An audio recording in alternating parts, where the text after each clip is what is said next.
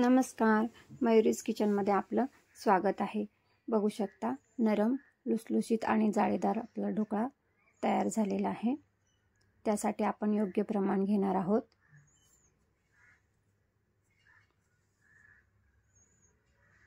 दीड वाटी रवा घेतलेला आहे आपण यासाठी।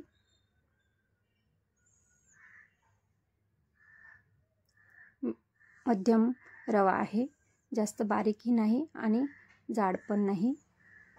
त्यासाठी आपल्याला 1 वाटी दही घेतलेला आहे, 1 चम्मच मीठ घातलेला आहे, सेंधव मीठ घातलेला आहे। त्यासाठी 1 पळी तेल लागणार आहे आणि आपण आता याला एकजीव करून घेणार आहोत।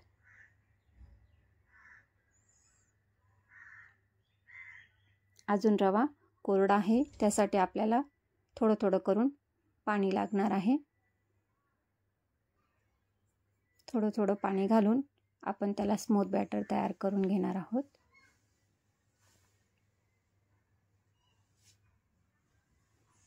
नंतर आपल्याला त्याला अर्ध्या तासासाठी झाकून ठेवायचं आहे।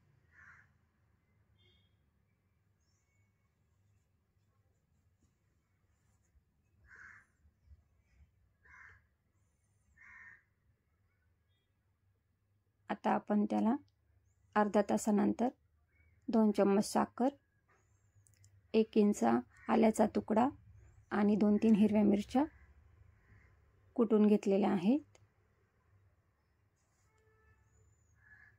ते आपण आता त्यात घालून घेणार आहोत।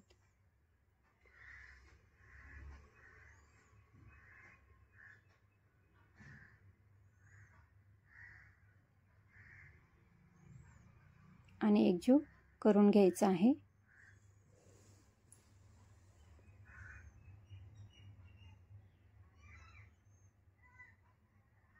अजून आपल्याला पाणी लागणार आहे। रव्याने पूर्ण पाणी सुकून घेतलेले आहे, तर आपण थोडं थोडं करून पाणी घालणार आहोत। त्यासाठी आपल्याला 1 वाटी दही आणि अर्धी वाटी पाणी लागलेलं आहे।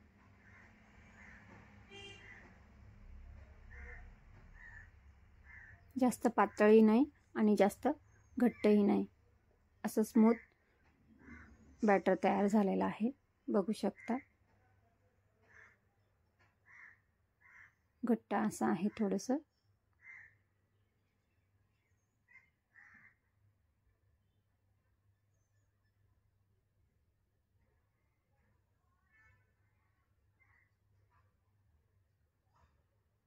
आता एकसारखं बॅटर तयार झालं आहे। आता आपण टीनला तेल लावून घेणार आहोत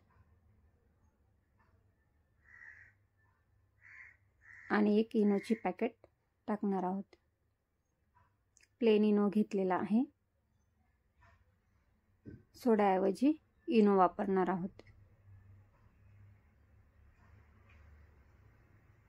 नसेल इनो तर खाण्याचा सोडाही वापरू शकता। त्यात थोडंसं पाणी टाकून आपण त्याला एकजीव करून घ्यायचा आहे। जास्त वेळ न ठेवता लगेच टीनमध्ये ओतून पाणी गरम करत ठेवलेलं आहे, वाफायला ठेवणार आहोत। बघू शकता बॅटर खूप जास्त पातळही नाही आहे। असं योग्य प्रमाण घेतलं का छान असा ढोकळा तयार होईल, जाळीदार।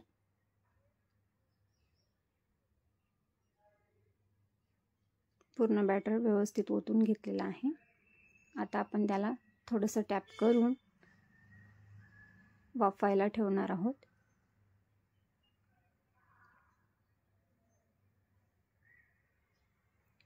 बघू शकता पाणी तापलेलं आहे, अगोदरच पाणी ठेवलेलं होतं। झाकण ठेवून तोपर्यंत आपण फोडणीची तयारी करून घेऊ। त्यासाठी 2 पळी तेल टाकलेलं आहे।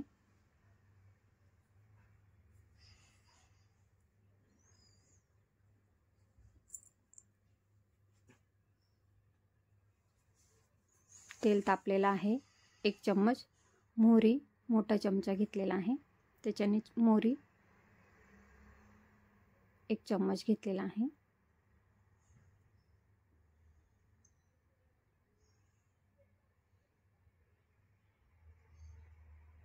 नंतर 5 ते 6 हिरव्या मिरच्या,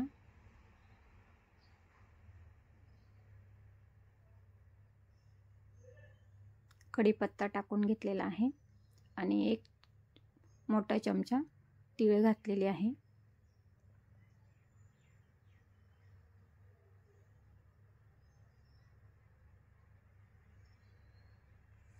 या सारणात आपण आता थोडंसं पाणी घालून घेणार आहोत.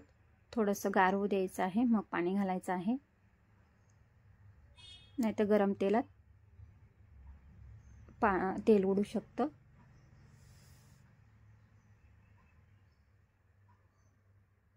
बघू शकता, गॅस बंद करून पाणी घातलेलं आहे. आता 2 चम्मच साखर टाकून घेतलेली आहे आणि 1 चम्मच सारखा निंबाचा रस घालायचा आहे. गॅस चालू करून थोडा वेळ साखर पगळवून घेऊ.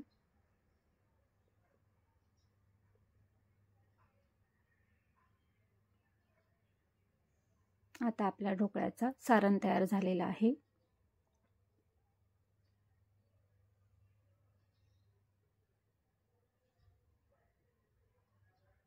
बघू शकता, आता आपला ढोकळाही झाला असेल. बघा, आपला ढोकळा तयार झालेला आहे. थोडासा गार होऊ द्यायचा आहे, मगच त्याला चाकूच्या साहाय्याने किंवा त्याला मोकळा करून घ्यायचा आहे. साईडने कडा मोकळा करून घ्यायचा आहे, म्हणजे पटकन निघेल आणि त्याचे आपण स्क्वेअर तयार करून घेणार आहोत. कापून घेऊ.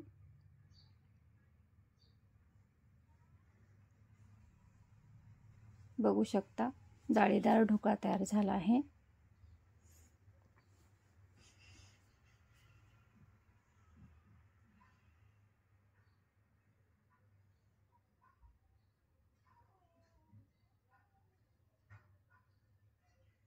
आता आपण त्याच्यावर सारण ओतून घेणार आहोत.